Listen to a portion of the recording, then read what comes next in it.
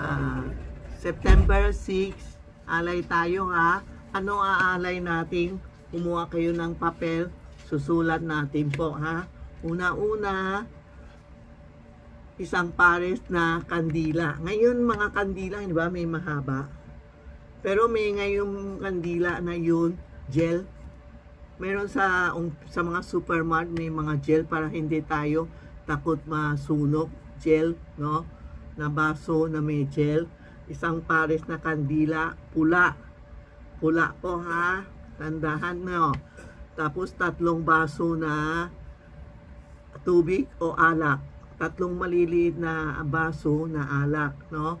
O tubig, no? Handa kayo kung may coke. Ako, maraming coke. Tubig, yung mineral water, alak, o anything na meron kayo dito sample ko ayan bumili ako maraming coke, tapos ito 3 baso, tapos ito kandila, tapos ito pangsuno kung wala okay lang ha. Tapos saan ba ito? Itong 5 klase na prutas.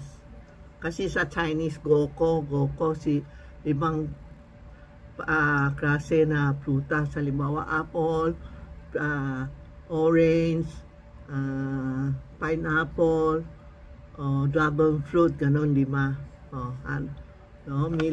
Melon pwede din. Tapos nag-alay ako ng mineral water.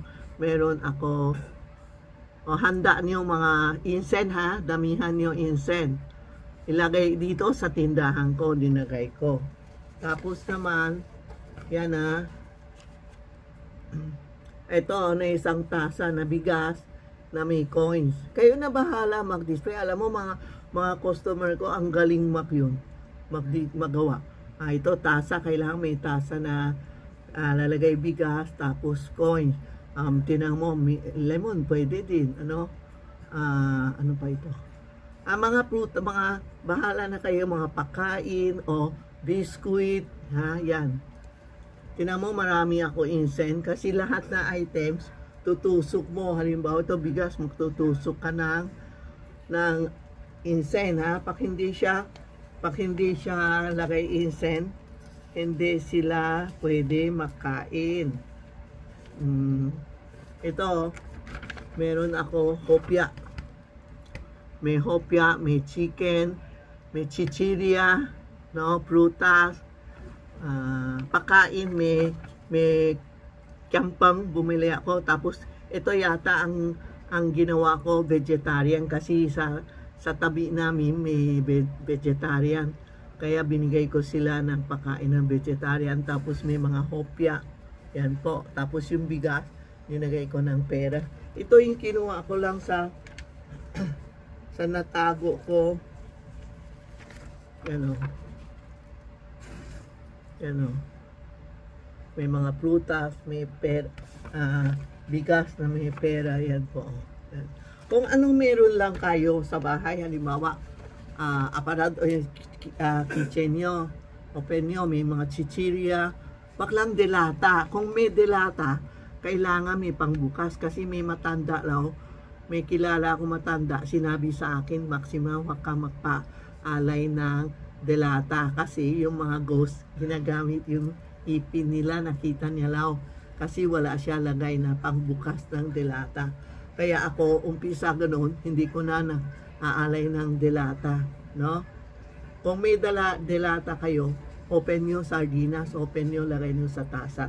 Pero pag wala, yun mas maganda yung dry na para pwede ka bigay sa mga sa labas, ano? Pagtapos ako, binibigay sa mga atubero o ano-anong gwardiya, binibigay ko. O ito, may mga incense ako, lahat na alay ko, lalagay ko ng incense para makain nila, ha? Pag hindi mo dinagay ng incense, hindi sila lalapit, hindi sila kakain, no? After that, tinan mo, kasi malayo dito lahat may incense lahat na lugar alay ko may incense. Tinan mo, cook, may incense din. Oh, ito may incense dito. Lahat dinagay ko ng incense po para makain nila. After 30 minutes, tapos kakanta ka ng Om Mani Padme Hum sa YouTube o radyo. Cellphone nyo, lagay nyo, paandali mo Om Mani Padme Hum, Om Mani Padme Hum. Pagtapos, pag sinabi niya, okay na, pwede ligpit. Kunin mo yung mga stick, lahat na incense. Hindi pa tapos, okay. Ialis nyo. Tapos tapon sa basura. Yung kandila, bayaan, tapos mo na lang o yun mo na, alisin mo na, ang tawag yun, ibro mo na lang para wala, tapos na di na masunog, no? Tapos naman, yung alak, ibuhos mo na lang sa sahig. Ibig sabihin, yung nakinom na sila po. Yan, tapos na. Ligpit na. Pero tatanong mo muna kung may half moon kayo, yung red, isang ganon, o kaya kumuha ka ng coins, dalawa pareho, hindi pa siya tapos. Isang pareho, isang ganon, yan ang tapos na kami kumain. Pag ganon, hindi pa siya tapos. Pag ganon, hindi pa siya tapos. No? Bukas, magpipicture ako yung half moon, yung mga kandila o ano-ano, ha? Sana, kung hindi niyo naintindihan, tumawag ko kay Inday o kay Rena. Kung mas hindi pa yun, pumunta kayo sa tindahan, i-explain ko sa inyo mabuti. Sabado pa naman i-explain ko lahat na kailangan nyo o hindi nyo naintindihan, tanong mo sa akin, okay? Tuturuan ko kayo para pag nag-alay kayo, siyempre pag nag-alay tayo, yung mga friend tutulungan kayo. Parang sa tindahan ko, sabihin ko, mga friend, tulungan mo, lumakas ang negosyo, yung mga masamang tao, paalisin mo, ganon. Tutulungan ka kasi pinakain mo, parang friend, parang yun, kaibigan mo, pinapakain mo sila, ganon po, masaya sila, totoo. Pagtapos ang alay ko, nako, that day, ang lakas ang benta ko din. Pero, bibigay mo sa mga ibang tao. Tingnan mo, paggabi, pag hiniwa mo yung prutas, subukan nyo, puro sira. Kasi yung mga saint, hindi sila kumakain umaamoy lang amoy, labas na, amoy, tapos, hindi sila tunay kumakain. Pero, pag nahiwa mo yung mga prutas, kakain mo, tingnan mo sira na. Parang isang beses, bumili ako ng pagkain, sabi, hindi ko ako nagbigay, no? Kakain kami, puro, yun na, hindi amak, puro panis na, oo. Try nyo. Ang daming beses ko na experience na ganun, kaya tinuturo ko kayo. Medyo may edad na ako, kaya nagtuturo ako sa inyo, yun alam ko. Huwag kayo magalit kasi marami nagagalit kasi makaralaw ako ng Bible. Ang Bible sa feng shui, iba. Kasi ang Bible talaga religion yun. Ang feng shui is a guide lang. Ina-guide ko kayo pumunta sa magandang buhay o magandang kapalaran. Hindi ako nagtuturo yung mga anong sabi nila, mag-Bible law ako, hindi ko nga alam bakit. Bahala na sila. Alam mo, maraming mga legit na ngayon. May mga scam. Pati sa Amerika, tinawag sila, binebenta, stock ko. Tapos sabi ng customer ko, ano ba yun? Si Maxima, kilala ko. Hindi siya ganon, may GCash pala ako number. Hindi naman number ko yung GCash. Kaya tumawag yung American customer ko, tita, ito ba Gcash? Hindi, wag mo galaw yun, ako, is-coming ka ng dollar. Kaya, minura siya, minura niya yung kasi tumawag ulit, minura niya. Sabi ko, kilala ko si Tita Maxi, yan, yung kita sa, ewan ko, may sabi siya, Amerika, ganun ay, umalis, hindi na tumawag sa kanya. Hahapon lang, nasa pumunta pa, tinawag. Wala kayong magawa sa Pilipinas, hindi mo natontento. Sa Amerika kaya, ay bahala ka na, buhay niyo. Ghostman kasi, maraming ghost talaga, no?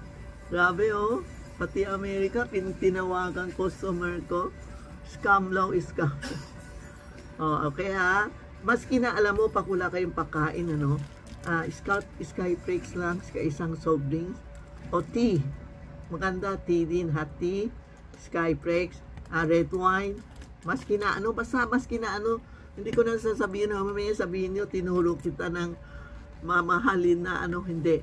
Pero pag nakalay tayo, tandaan nyo, gaganda buhay natin. Sa totoo. Pero, pag this year nakalay kayo, next year, tuloy-tuloy na po. Ha? Okay? Salamat ha. Kung hindi nyo naintindihan, pwede kayo tumawag sa tindahan 82440369, 82440369 or 757 Ongpin Street, Minondo, Manila. Pumunta kayo, tuturuan ko kayo. Pag hindi nyo naintindihan, pag naintindihan nyo, okay lang. Tapos pag nakaalay na kayo, halimbawa 6 ano, wala kayo, no? 7, 8, 9 pwede din, okay? Basta pinakain mo lang sila, no? Mas gusto natin kasi 6 is Chinese na July 15. Wag lang umulan. Pag umulan, high tide, patay tayo, baha na naman tayo. Kaya natatakot ako sa July 15 na high tide, no? Babahaan naman tayo, uulan, wag lang umulan. Sige, magulan siya hanggang sa yun, wag na, hindi na sila, wag na mag-high tide, no? Pag na high tide, patay tayo. Parang sa Quezon City, grabe. Kami grabe na Ongpin eh. Sila, mas grabe. Alam mo, pag nakita ko yun, naalala ko yun last year, ang taas namin hanggang sa Bewang, no? Oh, napakatakot na yung kaya magpre-pray tayo, Gosman. Smooth this. Tinan mo, kalahating buwan na ha. Oh, itong Sabado, kalahating buwan na. Ilan tulog na lang, aalis na sila. No? July na September na. Ang binebenta namin ngayon, mooncake. Kung sino gusto mag-order ng mooncake, pwede kayo text kay Inday or Rena. Salamat po ha. Yung mooncake pwede din makalay. Tapos lalagay nyo sa rep nyo for 6 months. Pwede. Basta nasa rep lang po. Thank you. Salamat. Salamat.